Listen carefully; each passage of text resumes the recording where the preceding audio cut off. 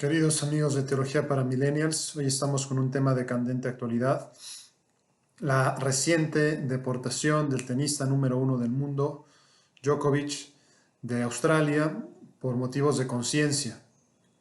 Es decir, Novak Djokovic se opone a las vacunas, no quiere vacunarse, y el gobierno de Australia le exige para entrar en el país la vacunación.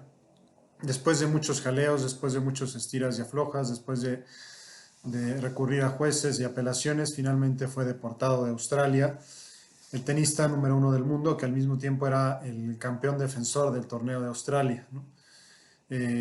Lógicamente, pues esto supone pues una gran pena para el mundo del deporte, ¿verdad? Porque pues no va a estar el campeón defensor, no va a estar el número uno del mundo en Australia. Pero el hecho plantea muchos dilemas éticos.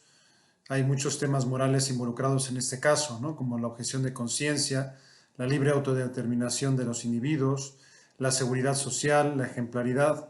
Todos ellos se dan cita en el caso de Djokovic versus Australia. El contencioso Djokovic contra Australia es una nueva concreción del clásico conflicto entre la ética de la convicción y la ética de la responsabilidad. Djokovic encarnaría la ética de la convicción y el gobierno de Australia la ética de la responsabilidad. También es un caso muy claro donde chocan la ética personal con la ética política. Vamos a intentar desenmarañar un poco esta complicada madeja moral que se da en el caso del contencioso Djokovic versus Australia.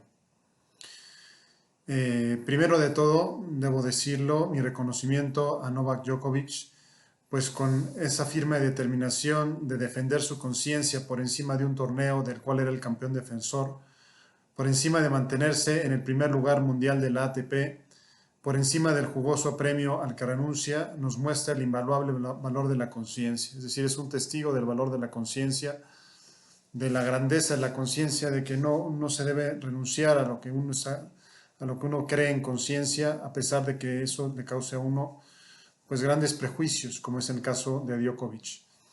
Es testigo entonces de cómo la fidelidad a la propia conciencia está por encima de cualquier galardón humano, y en ese aspecto Djokovic es inspirador como persona, tanto como lo es en cuanto deportista. Es decir, no es solo un gran deportista, sino que es una gran persona también. No significa esto, sin embargo, que la actitud de Djokovic sea la correcta, es decir, que lo adecuado sea ser antivacunas o no vacunarse. Significa que la conciencia es el sagrario del hombre y no debe ser violada por ningún poder político, ni en este caso sanitario o deportivo, según sea el caso. Muy bien puede ser una actitud errónea en su materialidad, pues lo correcto sería vacunarse, pero la autoridad política debe respetar la integridad de la conciencia, aunque corre el riesgo de estar equivocada. Es decir, yo debo respetar la conciencia de otras personas, aunque esas personas estén equivocadas. Precisamente ¿por qué? Por el valor de la conciencia. O sea, yo no puedo violentar la conciencia evocando el hecho de que no es que está en el error. Bueno, pues está en su derecho de estar en el error, ¿no? Se debe respetar el derecho de esa persona, incluso estar en el error, porque los derechos no son de la verdad o del error, sino de las personas. El caso de Djokovic es algo análogo a lo que sucede con las transfusiones de sangre en los testigos de Jehová. ¿Deberíamos aplicárselas por su bien, aunque ellos no lo quieran? La comparación no es del todo oportuna porque hay un dejo de irracionalidad en el no aceptar las transfusiones de sangre, mientras que ser antivacunas no necesariamente obedece a una actitud ilógica. Pero el tema de fondo es el respeto a las libres determinaciones de la conciencia de los individuos que están en juego en este caso.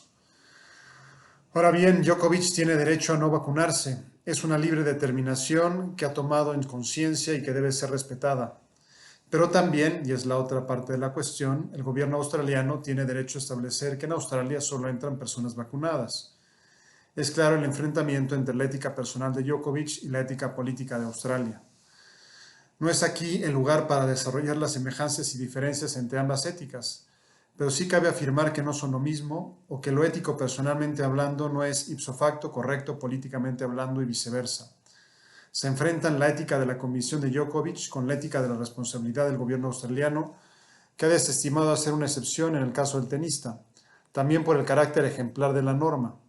No solo sería permitir simplemente que una persona no vacunada entre en el país para defender su título de tenis, sino que también está en juego el mensaje que transmite, un gran líder y modelo que se opone a las vacunas y que se salta impunemente las reglas que rigen para todas las demás personas en Australia, ¿no? Y por eso pues el gobierno australiano ha estimado no hacer una excepción con él. Como se ve, hay una clara colisión entre las dos éticas, entre los dos derechos, el derecho de Djokovic a seguir su propia conciencia y el de la autoridad australiana de decidir las condiciones requeridas para entrar en el país. ¿Qué se hace usualmente cuando hay un conflicto de derechos? Pues se mira cuál de ambos tiene la precedencia. Aquí es donde puede radicar la parte más compleja del contencioso Djokovic contra Australia. ¿Qué debe primar? La autodeterminación de una persona, el no sufrir vejaciones por causa de su conciencia, o la seguridad sanitaria de un país y su derecho a imponer reglas. No debemos olvidar tampoco el carácter ejemplar, en algunos sentidos, que tiene la toma de cualquier decisión, es decir, se vuelve ejemplar tanto permitir que Djokovic entre como tanto prohibírselo. En los dos casos la pena tiene un carácter, por decirlo así, educativo, formador, la pena, o en el caso de permitírselo, la permisión tiene un claro contenido formativo, un claro contenido de ejemplaridad. Pienso, ya es una opinión personal, que aquí cabe hacer una distinción. Prevalecería el derecho de Djokovic si fuera obligado a actuar en contra de su conciencia. Considero que ningún poder político tiene la autoridad para obligar a actuar en contra de la conciencia sana de alguien, ¿no? Por ejemplo, ningún poder político tiene el derecho o el poder de obligar a un médico a practicar un aborto en contra de la conciencia del médico. Pero Djokovic no ha sido obligado a actuar en contra de su conciencia. Simplemente se ha limitado a pagar las consecuencias de su propia autodeterminación. Un valor alto, y por eso lo reconocemos, pero también aceptamos el derecho que el gobierno de Australia tiene para poner requisitos de entrar en su territorio. Es decir, reconocemos que pagó un precio alto, pero no fue sometido, no sufrió ninguna vejación, no fue obligado a actuar en contra de su conciencia, sencillamente a pagar el precio que su conciencia requiere. Y así nos muestra el valor tan grande que tiene su conciencia, pero también consideramos que el gobierno de Australia tiene su derecho a poner las condiciones para todo aquel que quiera participar en el Australian Open o para toda aquella persona que quiera entrar en Australia. Pues eso ha sido todo por hoy. Espero que les haya interesado y que les haya invitado a reflexionar sobre las diferencias entre la ética personal y la ética política. Hasta luego, queridos amigos de Teología para Millennials.